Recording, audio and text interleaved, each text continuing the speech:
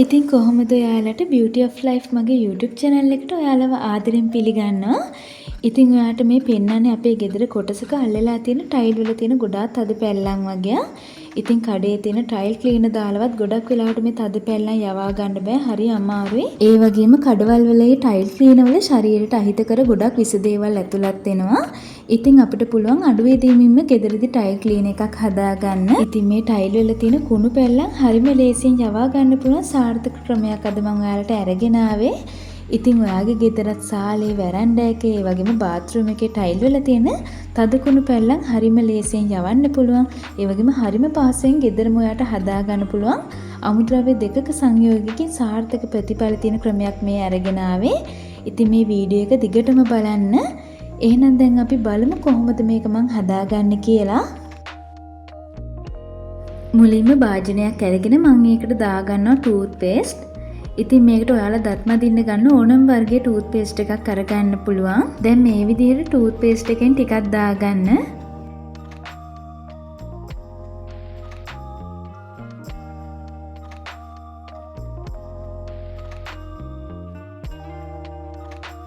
ඊළඟට මම මේ අරගත්තේ සෝඩියම් බයිකාබනේට්. ඒ කියන්නේ ආප්ප සෝඩා. ඉතින් ඕනම සිල්ලර බඩු කඩේක තියෙනවා මේ ආප්ප සෝඩා.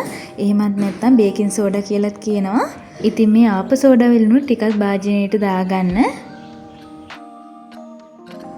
ඊට පස්සේ මේකට වතුර ටිකක් දාගෙන මේක හොඳට කලවම් කරගන්න ඕන ටූත් පේස්ට් එක දිය වෙනකන්. ඉතින් මේක හදාගන්න නියමිත ප්‍රමාණයක් අවශ්‍ය නැහැ. මම මේ හදන විදිහට ටයිල් වල තවර ගන්න පුළුවන් ආකාරයට මේක දීරයක් වගේ හදාගන්න.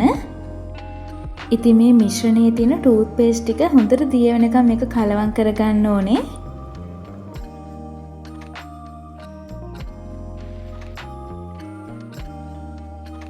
මේ මිශ්‍රණය හොඳට දිය කරගත්තට පස්සේ දැන් තියෙන ටයිල් වල තවර ගන්න.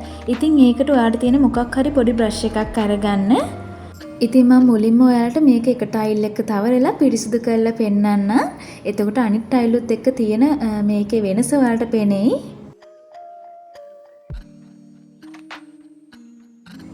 ඊට පස්සේ මේ වගේ බ්‍රෂ් එකකින් මම ටයිල් එක ටිකක් අතුල්ලා ගන්නවා. ඉතින් මේ ටයිල් වල ගොඩක් කල් ඉඳන් බැඳලා තිබ්බ තද පැල්ලම්නේ තියෙන්නේ. ඒ නිසා ටිකක් වෙලා මේ විදිහට ටයිල් එක මදින්න ඕනේ. ඉතින් මේ බ්‍රෂ් එකකින් මැද ගන්න එක ගොඩක් පහසුයි. එහෙම නැත්නම් පොඩි එකකින් මදිනවා නම් පාතලා නැමීගෙන ටයිල් එක මදින්න වෙනවනේ. ඉතින් ඔයාලට පහසු ක්‍රමයකට මේ ටයිල් එක ටිකක් මේ විදිහට මැද ගන්න. ඊට පස්සේ ටයිල් එකට වතුර ටිකක් දාලා කුණු පැල්ලම් ටික මේ විදිහට අයින් කරගන්න පුළුවන්. ඉතින් ඔයාලට පැහැදිලිවම පේනවනේ ටයිල් එක පිරිසිදු වෙලා තියෙන විදිහ. ඉතින් ඔයාගේ ගෙදර තියෙන ටයිල් වලත් කුණු පැල්ලම් මේ විදිහට ලේසියෙන්ම යවා ගන්න පුළුවන්. ඉතින් මේ ටයිල් එක වටේ තියෙන ටයිල් වල මම පිරිසිදු කරගත්ත ටයිල් එකේ හොඳ වෙනසක් තියෙනවා. ඒ වගේම ටයිල් එක දිලිසෙනවා. ඉතින් ලොකු වියදම් කරලා කඩේ තියෙන විස රසායනික දේවල් ඇතුළේ ටයිල් ක්ලීනර් කඩෙන් ගන්නේ නැතුව මේ විදිහට පොඩි අමුද්‍රව්‍ය දෙකකින් හරිම ලේසියෙන් ඔයාගේ ගෙදර තියෙන ටයිලුත් පිරිසිදු කරගන්න පුළුවන්. ඉතින් සාලේ බාත්රූම් එකේ කුස්සියේ තියෙන ටයිල් ටික මේ විදිහට පිරිසිදු කරලා බලන්න. ශරීරයට අහිත කරත් නැහැ. ඉතින් මම මේ විදිහට ටයිල් ඔක්කොම ටික පිරිසිදු කරගත්තා. ඉතින් බලන්නකො ටයිල් වල කොච්චර කුණු පැල්ලම් තියෙනවද කියලා. කලින් මොනවා කරලවත් අයින් කරගන්න බැරි වුණා. මේ ටයිල් වල කුණු පැල්ලම් ටික මේ අමුද්‍රව්‍ය දෙකකින් හරිම ලේසියෙන් අයින් කරගන්න පුළුවන් වුණා. ඉතින් ඔයත් අනිවාර්යෙන් ඔයාගේ ගෙදර තියෙන කුණු පැල්ලම් යවා ගන්න බැරි ටයිල් වලට මේක අනිවාර්යෙන් try කරලා බලන්න. මේ වීඩියෝ එක හොඳ නම් like එකක් දාන්න. ඒ වගේම තව කෙනෙක්ට ප්‍රයෝජනවත් වෙයි කියලා හිතෙනවා නම් අනිත් අයටත් බලන්න share කරන්න. මේ වීඩියෝ එක ගැන ඔයාගේ වටිනා අදහස් පහලින් කමෙන්ට් කරන්න අමතක කරන්නත් එපා.